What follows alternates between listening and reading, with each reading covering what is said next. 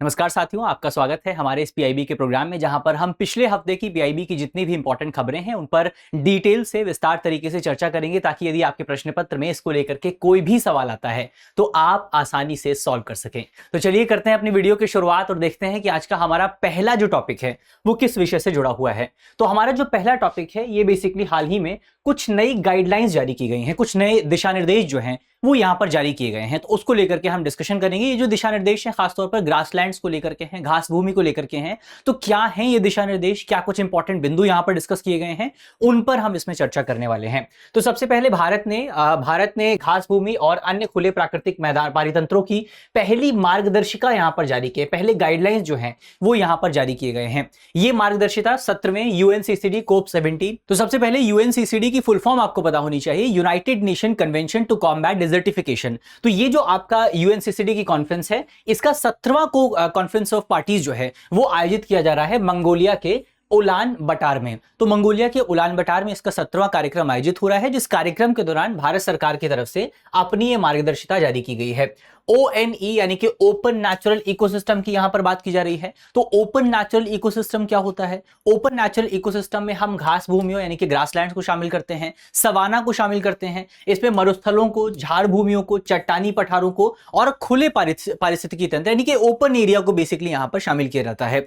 इसके अलावा अगर आप देखें भारत के ONEs यानी कि ओपन नेचुरल इकोसिस्टम में हिमालय और तराई घास भूमि भी शामिल होती है, थार का इलाका भी शामिल है। बन्नी क्षेत्र कहां पर आता है ये आपको पता होना चाहिए। 2025 में ये काफी ज्यादा चर्चा में रहा था। बन्नी जो आपके घास के मैदान हैं वो काफी चर्चा में रहे थे। तो बन्नी घास के मैदान कहां पर आते हैं ये भी आप कमेंट बॉक्स में बताएंगे। इसके अलावा दक्कन सवाना और मरुस्थलीय पारिस्थितिक पारितंत्र जो है, मरुस्थलीय इकोसिस्टम जो है वो भी यहां पर चर्चा में आया है।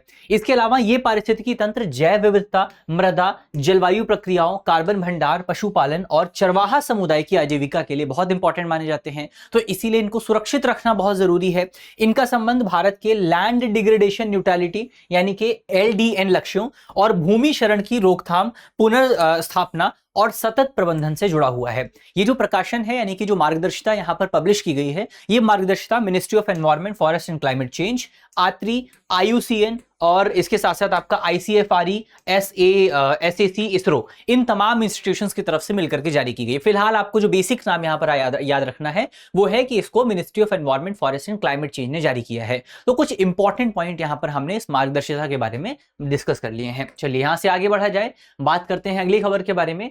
अगला जो हमारा टॉपिक है ये MQ-9B ड्रोन्स को लेकर के है। MQ-9B सी गार्जियन ड्रोन्स को लेकर के है।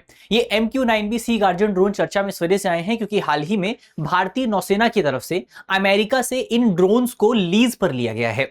हमने इससे पहले 2024 के आसपास अमेरिका के साथ इन ड्रोन्स को खरीदने के लिए समझौता भी किया था, लेकिन अभी तक भारत को इन ड्रोन्स की डिलीवरी प्राप्त नहीं हुई है। तो अब भारतीय सेना ये चाहती है कि जब तक भारत को ड्रोन्स की डिलीवरी प्राप्त हो, उससे पहले भारतीय सैनिकों को, भारत के जो आपके कर्मी हैं, जो सैन्य कर्मी हैं, उनको इन ड्रोन्स के मामले में प्रशिक्षित कर दिया जाए, ट्रेन कर दिया जाए। तो इससे फायदा ये होगा कि जब भारत को ड्रोन्स की डिलीवरी प्राप्त होगी तो भारत के जो सैनिक हैं उनके पास पहले से ही इस ड्रोन को लेकर के एक अनुभव जो है, एक एक्सपीरियंस जो है वो मौजूद होगा। तो इसी के लिहाज से भारतीय नौसेना ने अमेरिका से इन ड्रोन्स को उधार लिया है, या आप कह सकते हैं लीज पर प्राप्त किया है। तो ये एक इंपॉर्टेंट पॉइंट आपको याद रखना है। हम बात करते हैं MQ-9B सी गार्जियन ड्रोन के बारे में। MQ-9B सी गार्जियन ड्रोन जो है ये बेसिकली आपका एक HAL प्रकार का ड्रोन है। HAL प्रकार के ड्रोन क्या होते हैं? इसकी फुल फॉर्म है high altitude long endurance UAV, high altitude long endurance vehicle. इसका मतलब ये होता है कि ये बहुत ऊंची उड़ान भर सकते हैं और बहुत लंबे समय तक यात्रा कर सकते हैं। तो बहुत ऊंची उड़ान भर सकते हैं, बहुत लंबे समय तक यात्रा करने में सक्षम है, और इसीलिए इन पूरे ड्रोन्स को इतना ज्यादा इंपॉर्टेंट माना जाता है। नाम आपको याद रखना है MQ-9B सी गार्जियन ड्रोन। MQ-9B सी गार्जियन ड्रोन, भारतीय नौसेना इसका उपयोग हिंद महासागर क्षेत्र में परसिस्टेंट इंटेलिजेंस, सर्विलांस और रिकॉनेसेंस के लिए करेगी। किसके लिए? ISR, इंटेलिजेंस, सर्विलांस और रिकॉनेसेंस के लिए इसका इस्तेमाल किया जाएगा। इसके अलावा MQ-9B की 40 घंटे से ज्यादा उड़ान भरने की क्षमता है। यानी एक बार अगर MQ-9B उड़ान भरना शुरू करता है, एक बार अगर टेक ऑफ करता है तो उसके बाद 40 घंटे तक आसमान में रह सकता है। यानी जाहिर तौर पर एक बहुत लॉन्ग एंड्योरेंस क्षमता जो है वो यहां पर MQ-9B के पास मौजूद है। इसमें दो प्रकार के उपकरण मौजूद हैं जिनके नाम हमको पता होने चाहिए। इसमें आपका सॉनव्यू मैनेजमेंट एंड कंट्रोल सिस्टम है और सॉनव्यू डिस्पेंसर सिस्टम सिस्टम जो है, इस तरीके के हथियार मौजूद हैं और इसी वजह से इस पूरे ड्रोन को आप बहुत कामों के लिए इस्तेमाल कर सकते हैं। इसको आप पनडुब्बी की निगरानी के लिए यानी कि सबमरीन के सर्वेलांस के लिए इस्तेमाल कर सकते हैं और इसको एंटी सबमरीन वॉरफेयर के लिए भी इस्तेमाल किया जा सकता है। तो ये दो बेनिफिट यहां पर आपको देखने को मिलेंगे। बाकी हमने देख लिया है कि 2024 में भारत ने 31 MQ-9B ड्रोन खरीदने के लिए अमेरिका के साथ समझौता किया था, लेकिन वो जो समझौता था उस समझौते के तहत अब तक भारत को डिलीवरी प्राप्त नहीं हुई है। तो ये एक इंपॉर्टेंट पॉइंट यहां पर आपको याद रखना है। चलिए आगे बढ़ा जाए, बात करते हैं अगले टॉपिक पर, लेकिन उससे पहले आपके लिए एक इंपॉर्टेंट सूचना है। सूचना यह है कि अगर आप यूपीएससी की तैयारी कर रहे हैं तो हम आपके लिए एक बहुत ही शानदार कोर्स लेकर के आए हैं जिसका नाम है ISGS फाउंडेशन कोर्स। ये जो फाउंडेशन कोर्स है ये आपकी नींव को मजबूत करेगा, ये आपके बेस को मजबूत करेगा। इस पूरे कोर्स में हम सारे सब्जेक्ट्स को बेसिक से लेकर के एडवांस लेवल तक कवर करेंगे। लगभग 400 प्लस स्ट्रक्चर्ड क्लासेस यहां पर आपको मिलेंगी, जिन क्लासेस के दौरान आपके डाउट्स को, आपके सारे कॉन्सेप्ट को क्लियर किया जाएगा। यहां पर आपको प्रीलिम्स और नोट्स की जो बुक्स हैं, आपकी जो नोट्स हैं, वो आपको आपके घर तक पहुंचा दिए जाएंगे, वो भी प्रिंटेड फॉर्म में। इसमें आपको AI इवैल्यूएशन की सुविधा मिलेगी, इसमें आप जो है डाउट सेशन का सुविधा आपको मिलेगी और इसके साथ साथ करंट अफेयर का 3 साल का एक्सेस जो है वो इस पूरे कोर्स में आपको मिलने वाला है। तो एक बहुत अच्छा मौका आपके पास मौजूद है। अगर आपको ये कोर्स ज्वाइन करना है, वीडियो के डिस्क्रिप्शन में आपको लिंक मिलेगा, उस पर क्लिक करके आप कोर्स को ज्वाइन कर सकते हैं या आप हमारे नंबर पे भी कॉल कर सकते हैं। नंबर आप नोट कर लीजिए 8750187501। इस नंबर पर आपको डिटेल से जानकारी मिल जाएगी। चलिए यहां से हम बढ़ते हैं आगे और बात करते हैं अपनी अगली खबर के बारे में।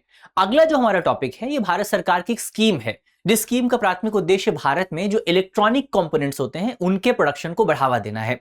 स्कीम का नाम सबसे पहले आपको याद रखना है electronics component manufacturing scheme. Electronics component manufacturing scheme के तहत ये खबर जो चर्चा में आई है वो इस वजह से आई है क्योंकि भारत सरकार ने इस पूरी स्कीम के तहत 106 परियोजनाओं को, 106 प्रोजेक्ट्स को यहां पर हाल ही में मंजूरी प्रदान करी है। तो इस वजह से पूरी खबर आपको देखने को मिली है। अगर इस पूरी योजना की अगर आप बात करें, इलेक्ट्रॉनिक कंपोनेंट मैन्युफैक्चरिंग स्कीम की अगर आप बात करें, तो ये इसका उद्देश्य भारत में इलेक्ट्रॉनिक्स कंपोनेंट की घरेलू विनिर्माण क्षमता और जो आपूर्ति श्रृंखला है उसको और ज्यादा बेहतर ढंग से विकसित करना है। तो भारत में जो इलेक्ट्रॉनिक कंपोनेंट हम बनाते हैं, आपका फोन हो गया, आपका लैपटॉप हो गया, आपका मोबाइल हो गया, ये सामने जो स्क्रीन आपके सामने लगी हुई है ये भी एक इलेक्ट्रॉनिक कंपोनेंट है, इसको भी कुछ घटकों से मिलाकर के बनाया गया होगा। तो ये जो भी कंपोनेंट आपके इस्तेमाल होते हैं उन कंपोनेंट की मैन्युफैक्चरिंग जो है अभी बाहर होती है और हम उनको बाहर से अपने देश में लेकर के आते हैं। लेकिन अब सरकार ये चाहती है कि ये जो भी डिवाइसेज हैं इनको बनाने के लिए जो भी उपकरण आपको चाहिए होते हैं, जो भी कंपोनेंट आपको चाहिए होते हैं, उनका निर्माण भी हम भारत में कर सकें। उसके लिए सरकार ने इस पूरी योजना को लॉन्च किया था। अब तक इसके तहत 106 परियोजनाओं को स्वीकृति प्रदान की गई है, जिसका जो टोटल कॉस्ट है वो 69,548 करोड़ के आसपास है और इसमें जो अनुमानित उत्पादन है वो लगभग आपका 5,34,000 के आसपास आपको 5,34,000 करोड़ के आसपास आपको देखने को मिलेगा। और एक अनुमान ये बताता है कि इसकी वजह से अब तक 74,628 प्रत्यक्ष तौर पर लोगों को नौकरियां प्राप्त हुई हैं, यानी कि 74,000 जॉब जो हैं वो अब तक इस पूरी योजना के तहत जनरेट की जा चुकी हैं। ये एक इंपॉर्टेंट पॉइंट आपको याद रखना है। इसके अलावा अगर आप ECMS यानी कि इलेक्ट्रॉनिक कंपोनेंट मैन्युफैक्चरिंग स्कीम के अंतर बात करें तो इसमें बहुत सारे सब कंपोनेंट्स आपको मिलेंगे। सब कंपोनेंट जैसे इसमें आपका सब असेंबली हो गया, इसमें कंपोनेंट्स हो गया, सप्लाई चेन हो गया, आपूर्ति पूंजीगत वस्तुएं हो गई, कैपिटल गुड्स हो गया, इनको यहां पर टारगेट किया जाता है। महत्वपूर्ण स्वदेशी उत्पादन में जैसे कैमरा मॉड्यूल हो गया, तो क्या क्या हम इसमें बना रहे हैं, इसमें हम कैमरा मॉड्यूल्स बना रहे हैं, इसमें हम ऑप्टिकल ट्रांसीवर्स बना रहे हैं, इसमें हम SFP कंटेनर्स, इसके साथ साथ आपका रिले, कैपेसिटर्स, एंटीना, फिल्टर्स, ये तमाम चीजें जो हैं वो इस पूरी स्कीम के तहत बनाई जाती हैं। इसके अलावा इसमें आप एनोड सामग्री, रेयर अर्थ जो आपके परमानेंट मेटल्स होते हैं, एसिटिलीन ब्लैक और इलेक्ट्रोलाइट जैसे जो आपके उपकरण हैं इनके घरेलू स्तर पर उत्पादन को यहां पर बढ़ावा दिया जाता है। इसके अलावा ECMS का मुख्य उद्देश्य आयात निर्भरता को कम करना, इसमें जो हमारी इंपोर्ट डिपेंडेंसी है, दूसरे देशों पर हमारी जो निर्भरता है उसको यहां पर कम किया जाएगा। इसमें घरेलू मूल्यवर्धन पर ध्यान दिया जाएगा, यानी कि हमारा जो डोमेस्टिक वैल्यू एडिशन है उस पर ध्यान दिया जाएगा। इसमें आत्मनिर्भरता, आत्मनिर्भर इलेक्ट्रॉनिक्स विनिर्माण पारिस्थितिकी तंत्र, यानी कि जो हमारा इलेक्ट्रॉनिक कंपोनेंट मैन्युफैक्चरिंग इकोसिस्टम है उसको हम और ज्यादा आत्मनिर्भर, उसको सेल्फ रिलायंट बनाने की कोशिश करेंगे, यानी कि दुनिया के दूसरे देशों पर। और जब हम यहां पर दुनिया के दूसरे देशों की बात करते हैं तो इस संदर्भ में खासतौर पर चाइना की बात हो रही है। चाइना के संदर्भ में आपका चाइना पर जो हमारी निर्भरता है उसको कम करने का प्रयास जो है वो यहां पर सरकार करने वाली है। चलिए आगे बढ़ा जाए, बात करते हैं अगले टॉपिक के बारे में। अगला जो हमारा टॉपिक है वो आपका डीआरआई। डीआरआई की फुल फॉर्म आपको पता होनी चाहिए। डीआरआई यानी कि directorate of revenue intelligence. Directorate of revenue intelligence ने एक इलीगल आपका एक जो इलीगल एक्टिविटीज की जा रही थी उनके बारे में पता लगाया है। इसके तहत आपका बहुत सारे लोग जो हैं वो जो भारत का साफ्टा अग्रीमेंट है, साफ्टा यानी कि south Asian free trade agreement, SAFTA agreement को गलत तरीके से, इलीगल तरीके से इस्तेमाल कर रहे थे, उसको लेकर के गिरोह का जो पता है वो यहां पर डायरेक्टरेट ऑफ रेवेन्यू इंटेलिजेंस की तरफ से लगाया गया है। तो डीआरआई ने साफ्टा के तहत सुपारी, एक प्रकार का खाद्य उत्पाद होता है, तो सुपारी के फर्जी आयात और सीमा शुल्क चोरी का पता यहां पर लगाया गया है। डीआरआई यानी कि directorate of revenue intelligence Bharat में सीमा शुल्क और तस्करी से संबंधित खुफिया जानकारी और प्रवर्तन के लिए एक प्रमुख एजेंसी के तौर पर काम करता है। तो भारत में जैसे जो भी हम दुनिया के दूसरे देशों से लेकर के आते हैं या सीमा पार जो भी व्यापार होता है, उस व्यापार में कुछ गलत काम ना हो, उस व्यापार में कुछ इलीगल चीजों का व्यापार ना हो, उसको रोकने का काम जो है वो यहां पर आपका डायरेक्टरेट ऑफ रेवेन्यू इंटेलिजेंस का होता है। जैसे भारत में आप देखेंगे बहुत सारी इंटेलिजेंस डिपार्टमेंट हैं, आईबी हो गया, इंटेलिजेंस ब्यूरो हो गया जो कि इंटरनल सिक्योरिटी के मामले में काम करता है, रिसर्च एंड एनालिसिस विंग हो गया, रॉ जिसको हम कहते हैं, जो कि एक्सटर्नल सिक्योरिटी का काम करता है। उसी तरीके से आपका डीआरआई भी है, डायरेक्टरेट ऑफ रेवेन्यू इंटेलिजेंस, जिसका मुख्य काम भारत में जो इंटरनेशनल ट्रेड है, जो आयात निर्यात है, उसमें कुछ गलत एक्टिविटीज ना हो, उसमें कुछ आपका इलीगल काम ना हो, उसको रोकने का काम जो है वो यहां पर किया जाता है। इसमें आप देखेंगे भारत में सुपारी की आयात पर 100% बेसिक कस्टम ड्यूटी लगती है। यानी कि अगर आप साउथ एशियन कंट्रीज के अलावा किसी और देश से सुपारी को भारत में लेकर के आएंगे तो आपके ऊपर 100% बेसिक कस्टम ड्यूटी यानी कि बीसीडी लगाया जाएगा। लेकिन अगर आप साउथ एशियन कंट्रीज का हिस्सा हैं, अगर आप साफ्टा का हिस्सा हैं, south Asian free trade agreement का अगर आप हिस्सा हैं, तो आपके ऊपर अगर रूल ऑफ ओरिजिन के आधार पर सीमा शुल्क में छूट प्रदान की जा सकती है। लेकिन इसके लिए अगर आपको ये बेनिफिट प्राप्त करना है तो आपको सर्टिफिकेट ऑफ ओरिजिन दिखाना पड़ता है। सर्टिफिकेट ऑफ ओरिजिन का मतलब यह है कि आपको यह बताना पड़ेगा कि आपका जो प्रोडक्ट है वो कहां से ओरिजिनेट हुआ है, और इसी का गलत इस्तेमाल जो है वो पिछले कुछ सालों से कुछ लोगों द्वारा किया जा रहा था, जहां पर वो जो आपका प्रोडक्ट है वो साउथ ईस्ट एशियन कंट्री से लेकर के आ रहे थे, लेकिन उनको साउथ एशियन कंट्रीज खासतौर पर बांग्लादेश का दिखा करके भारत में जो है ड्यूटी से बचा जा रहा था। तो लेकर के वो साउथ ईस्ट एशियन कंट्री से आ रहे थे, आपका थाईलैंड हो गया, म्यांमार हो गया, इंडोनेशिया हो गया, वहां से प्रोडक्ट लेकर के आ रहे थे और उसको बांग्लादेश का दिखा करके उसमें जो आपका कस्टम ड्यूटी है उससे छूट प्राप्त करने की कोशिश कर रहे थे। और इसी पूरे घटनाक्रम का भांडाफोड़ जो है वो यहां पर डीआरआई यानी कि डायरेक्टरेट ऑफ रेवेन्यू इंटेलिजेंस की तरफ से किया गया है। तो ये हमने देखा। साफ्टा की एक बार बात कर लेते हैं। साफ्टा की फुल फॉर्म तो हमने देखी ली है, south Asian free trade agreement. कौन कौन से देश इसमें शामिल हैं? ये आपका 2004 में एक समझौता हुआ था जो 1 जनवरी 2006 को लागू हुआ, और इसे जो है साप्टा, इससे पहले एक और समझौता था जिसको साप्टा बोला जाता था, उसको इसने रिप्लेस किया था। इसमें कौन कौन सी कंट्रीज हैं? इसमें मुख्य तौर पर साउथ एशियन कंट्रीज हैं, जैसे आपका भारत हो गया, पाकिस्तान हो गया, नेपाल हो गया, श्रीलंका हो गया, बांग्लादेश हो गया, भूटान हो गया, मालदीव हो गया और अफगानिस्तान हो गया। अफगानिस्तान इसमें सबसे एंड में, सबसे लास्ट में शामिल हुआ था। तो ये आपको साफ्टा के बारे में याद रखना है। चलिए आगे बढ़ा जाए, बात करते हैं अगले टॉपिक के बारे में। अगला जो हमारा टॉपिक है ये आपका seed scheme for DNT. DNT की फुल फॉर्म क्या है? D notified tribes. D notified tribes, तो सीड स्कीम फॉर डीएनटी को लेकर के है। तो यहां पर सरकार ने विमुक्त घुमंतु और अर्ध घुमंतु समुदाय के लिए सीड स्कीम को लागू किया है। डीएनटी की फुल फॉर्म हमने देखी ली है, आपका डीनोटिफाइड ट्राइब, और एनटी की फुल फॉर्म होता है आपका नोमैडिक ट्राइब, और एसएनटी की फुल फॉर्म होता है सेमी नोमैडिक ट्राइब यानी कि अर्ध घुमंतु समुदाय। तो घुमंतु समुदाय और अर्ध घुमंतु समुदाय के लिए इसको आप इस्तेमाल कर सकते हैं। इसके अलावा आपका विमुक्त घुमंतु और अर्ध घुमंतु राष्ट्रीय आयोग का गठन 2025 में किया गया था। यानी कि आपका ये जो कम्युनिटीज हैं इनके कल्याण के लिए एक आयोग बनाया गया था 2025 में, और आयोग ने सितंबर 2015 में आयोग को बनाया गया था, माफ कीजिएगा 2015 में आयोग को बनाया गया था, और 2017 में आयोग ने अपनी रिपोर्ट जो है वो प्रस्तुत की थी। आयोग की सिफारिशों में DWBDNC यानी कि development and welfare board for DNT NT SNT communities की सिफारिश जो है वो यहां पर की गई थी। और सीड स्कीम की भी बात की गई थी। सीड स्कीम की फुल फॉर्म क्या है? सीड स्कीम की फुल फॉर्म है scheme for economic empowerment of DNTs. Scheme for economic empowerment of DNTs. इसके तहत आपका इसको लागू करने का काम जो है वो DWBDNC द्वारा किया जाता है और इसमें मुख्यतः 4 कंपोनेंट आपको देखने को मिलते हैं, जिनमें 4 कंपोनेंट पर ध्यान दिया जाता है। जैसे आपका जो आपके डीनोटिफाइड ट्राइब है उनकी शिक्षा पर ध्यान दिया जाता है, जो डीनोटिफाइड ट्राइब है उनके स्वास्थ्य पर, उनके हेल्थ पर ध्यान दिया जाता है,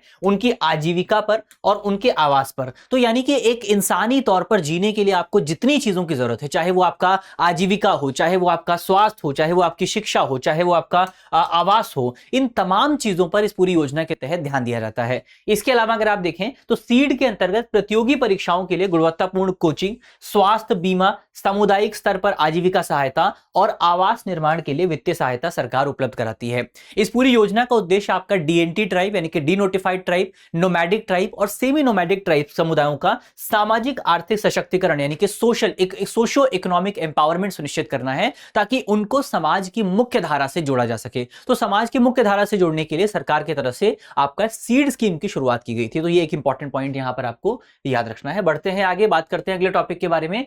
अगला हमारा टॉपिक है स्माइल स्कीम को लेकर के। स्माइल स्कीम जो है, ये स्कीम मुख्य तौर पर भारत में जो आपका भारत में जो समुदाय हाशिए पर मौजूद हैं, जो समुदाय हाशिए पर मौजूद हैं, खासतौर पर जो आपका मार्जिनलाइज्ड इंडिविजुअल्स हैं, जो लोग बेगिंग की एक्टिविटीज में इन्वॉल्व हैं, भीख मांगने की गतिविधि से जुड़े हुए हैं, उनके कल्याण के लिए, उनको जो है समाज की मुख्य धारा में लाने के लिए ये स्कीम, स्माइल नाम से एक स्कीम जो है वो भारत सरकार की तरफ से शुरू की गई थी। स्माइल योजना के तहत हाशिए पर रहने वाले व्यक्तियों के पुनर्वास और सशक्तिकरण पर जोर दिया जाता है। स्माइल की फुल फॉर्म आपको याद रखनी है। इसकी फुल फॉर्म है support for marginalised individuals for livelihood and enterprise. सामाजिक न्याय और अधिकारिता मंत्रालय की एक केंद्रीय क्षेत्रक योजना है। केंद्रीय क्षेत्रक योजना की फुल फॉर्म क्या होती है? सेंट्रल सेक्टर स्कीम है। दो तरीके की स्कीम होती है, आपको पता होना चाहिए, सेंट्रल सेक्टर स्कीम और central sponsored scheme. Central sponsored scheme में केंद्र और राज्य मिलकर के खर्च करते हैं, जबकि सेंट्रल सेक्टर स्कीम जो है उसमें केंद्र सरकार सारा पैसा लगाती है। तो ये बेसिक सा डिफरेंस यहां पर आपको याद रखना है। तो ये जो स्माइल स्कीम है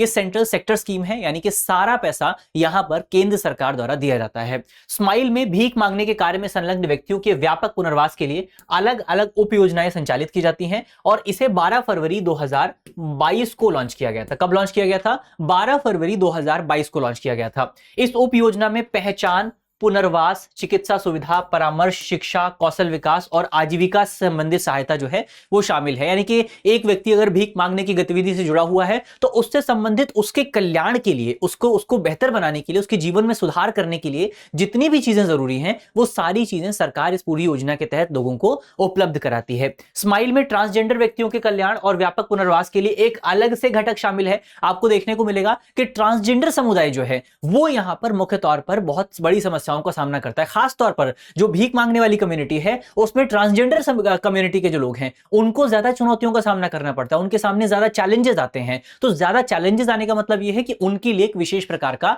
अलग से कंपोनेंट इसमें शामिल किया गया है। तो इसके तहत 17 राज्य केंद्र शासित प्रदेशों में 23 गरिमा गृह स्थापित किए गए हैं। अब ये इंपॉर्टेंट पॉइंट है, आपसे पूछा जा सकता है कि जो गरिमा गृह है वो किसके लिए स्थापित किया गया है? तो गरिमा गृह जो है वो भारत में ट्रांसजेंडर कम्युनिटी के लिए, खासतौर पर ट्रांसजेंडर कम्युनिटी के वो व्यक्ति जो कि भीख मांगने की गतिविधि में इन्वॉल्व हैं, उनके लिए गरिमा गृह की स्थापना जो है वो भारत सरकार द्वारा की गई है। इसके अलावा स्माइल का क्रियान्वयन कौन करता है? स्माइल का क्रियान्वयन केंद्र और राज्य सरकारों, जिला प्रशासन, शहरी स्थानीय निकायों और अन्य संगठनों के अभिसरण यानी कि कन्वर्जेंस, यानी कि सारे संगठन एक साथ मिल करके इस पूरी योजना को इंप्लीमेंट करने का काम करते हैं। चलिए आगे बढ़ा जाए, बात करते हैं अगले टॉपिक के बारे में। अगला हमारा टॉपिक है India Thailand joint military exercise मैत्री 15 एक्सरसाइज यहां पर आयोजित की गई थी। तो भारत थाईलैंड संयुक्त सैन्य अभ्यास मैत्री 15 2026 जो है इसका आयोजन हुआ है। कब से कब तक आयोजन हुआ है? इसका आयोजन जो है वो आपका 18 से 31 अगस्त 2026 के बीच में किया जाएगा। कहां पर? थाईलैंड में किया जाएगा। मैत्री भारत और थाईलैंड की सेनाओं के बीच में आयोजित द्विपक्षीय सैन्य अभ्यास है, एक बायलैटरल मिलिट्री एक्सरसाइज है। इसकी शुरुआत साल 2006 में हुई थी। कब हुई थी? साल 2006 में हुई थी। दोनों सेनाओं की लगभग आपका 85 सैन्य कर्मियों का जो अभ्यास है वो यहां पर लगभग 85 आपके जो मिलिट्री पर्सोनल हैं वो यहां पर हिस्सा लेने वाले हैं। और इसमें भारत की तरफ से जो आपका 9 गोरखा राइफल्स है इसके सैनिक यहां पर पार्टिसिपेट करेंगे। इस अभ्यास का मुख्य फोकस आपका जंगल और अर्ध शहरी क्षेत्रों में संयुक्त आतंकवाद रोधी और उग्रवाद रोधी अभियानों को संचालित करना है। नहीं, मुख्य तौर पर इसमें जंगलों पर जो वॉरफेयर एक्टिविटीज हैं उन पर ध्यान दिया जाएगा। अभ्यास में मैदानी प्रशिक्षण, युद्ध संबंधी चर्चाएं, व्याख्यान, प्रदर्शन और अंतिम सत्यापन अभ्यास जो हैं वो शामिल है। यानी कि केवल यहां पर आपका ग्राउंड लेवल पर वॉरफेयर नहीं होगा, बल्कि उस पर डिस्कशन भी होगा, उस पर बातचीत भी होगी, उस पर व्याख्याएं भी की जाएंगी, उस पर आख्यान भी होंगे। तो तमाम चीजें यहां पर की जाने वाली हैं। पिछला जो मैत्री अभ्यास है वो 2025 सितंबर 2025 में उमरोई मेघालय में आयोजित किया गया था। तो ये एक इंपॉर्टेंट पॉइंट है, पिछला मेघालय में हुआ था, उमरोई में हुआ था और इस बार जो है आपका थाईलैंड में होने वाला है। तो ये एक इंपॉर्टेंट पॉइंट इसमें आपको याद रखना है। बढ़ते हैं आगे, बात करते हैं अगले टॉपिक के बारे में। अगला टॉपिक है हमारा Bharat taxi. Bharat taxi, Bharat taxi इस बार काफी ज्यादा चर्चा में रहा है, तो कुछ इंपॉर्टेंट पॉइंट इसके बारे में हमको पता होने चाहिए। भारत टैक्सी भारत का पहला सहकारी आधारित ride holding platform, ride हेल्डिंग platform है। जैसे आपने ओला का नाम सुना होगा, आपने उबर का नाम सुना होगा, ये प्राइवेट कंपनियां हैं। किसी इनकी जो हिस्सेदार, इनका जो स्वामित्व है, जो ओनरशिप है, वो किसी प्राइवेट व्यक्ति के हाथों में है। लेकिन ये जो आपका भारत टैक्सी है, ये भी ओला और उबर की तरह ही काम करती है, बट डिफरेंस ये है कि भारत टैक्सी की जो ओनरशिप है वो सहकारी है, वो कोऑपरेटिव है, बहुत सारे लोग मिल करके उसको संचालित करते हैं। तो इसमें अगर आप देखें, इसको स्थापित किया गया था जून 2025 में एक बहुराज्य सहकारी समिति अधिनियम 2002 के तहत, मल्टी स्टेट कोऑपरेटिव एक्ट 2002 के तहत इसको स्थापित किया गया था। संस्थापन किस किसने स्थापित किया है? तो बहुत सारे आपके जो सहकारी जो उद्योग है उससे जुड़े हुए जो संगठन है, जैसे आपका एनसीडीसी हो गया, इफको हो गया, नबार्ड हो गया, इसके अलावा क्रिबको हो गया, अमूल हो गया, नाफेड हो गया, एनबीडीडी हो गया, एनसीईएल हो गया। इन सारे संगठनों ने मिलकर के इसको स्थापित किया है।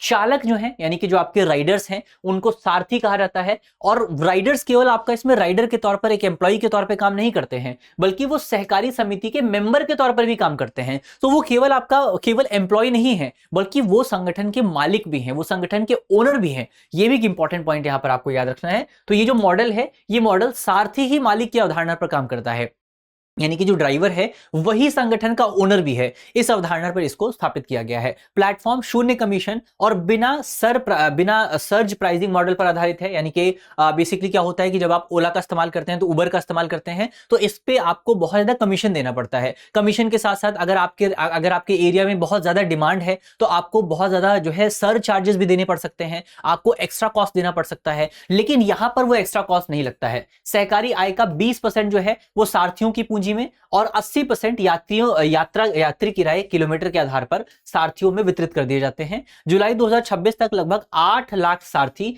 और 41 लाख ग्राहक जो हैं वो इस पूरे प्लेटफॉर्म पर पंजीकृत हैं। इसका संचालन दिल्ली, एनसीआर, गुजरात, लखनऊ, चंडीगढ़, मुंबई, जयपुर, कानपुर और पुणे में किया जा रहा है। इसमें आपको अलग से सारथी दीदी नाम का एक फीचर देखने को मिलेगा। सारथी दीदी फीचर के माध्यम से महिला यात्री जो हैं वो महिला चालकों का चयन कर सकती हैं। तो ये भी एक इंपॉर्टेंट फीचर इसमें आपको मिलेगा कि अगर आप फीमेल हैं, अगर आप फीमेल यूजर हैं, तो आप फीमेल राइडर को चूज कर सकती हैं। तो ये इसमें एक फीचर है जिसका नाम है सारथी दीदी। तो यहां पर इसको बनाया कैसे गया है? इसका भारत टैक्सी का NEGD यानी कि नेशनल ई गवर्नेंस डिवीजन के सहयोग से डिजी लॉकर, उमंग और API सेतु जैसे जो डिजिटल सार्वजनिक प्लेटफॉर्म है, इनके साथ भी इसको कनेक्ट किया गया है। तो ये एक इंपॉर्टेंट पॉइंट इसमें आपको याद रखना है। बढ़ते हैं आगे, बात करते हैं अगले टॉपिक के बारे में। अगला हमारा टॉपिक है ब्लू इकोनॉमी और एम्पावरमेंट ऑफ फिशरीज। तो भारत जो है दुनिया का दूसरा सबसे बड़ा मत्स्य उत्पादक देश है और वैश्विक मत्स्य उत्पादन में भारत की जो हिस्सेदारी है वो लगभग 8% के आसपास आपको देखने को मिलेगी। भारत जलीय कृषि उत्पादन में विश्व के दूसरे स्थान पर आता है। मत्स्य और जलीय कृषि क्षेत्र लगभग 3 करोड़ मछुआरों और मत्स्य किसानों की आजीविका से जुड़ा हुआ है। वर्ष 2025 में मत्स्य क्षेत्र में लगभग 39,272 करोड़ का संचयी गवर्नमेंट इन्वेस्टमेंट आपको देखने को मिला था। इसमें अगर आप प्रमुख पहलों की बात करें, यानी कि सरकार ने इसको लेकर के कौन कौन से इनिशिएटिव शुरू किए हैं, तो इसमें आपको ब्लू रेवोल्यूशन योजना देखने को मिलेगी। इसमें मत्स्य पालन और जलीय कृषि अवसंरचना विकास कोष जो है भारत सरकार द्वारा स्थापित किया गया है।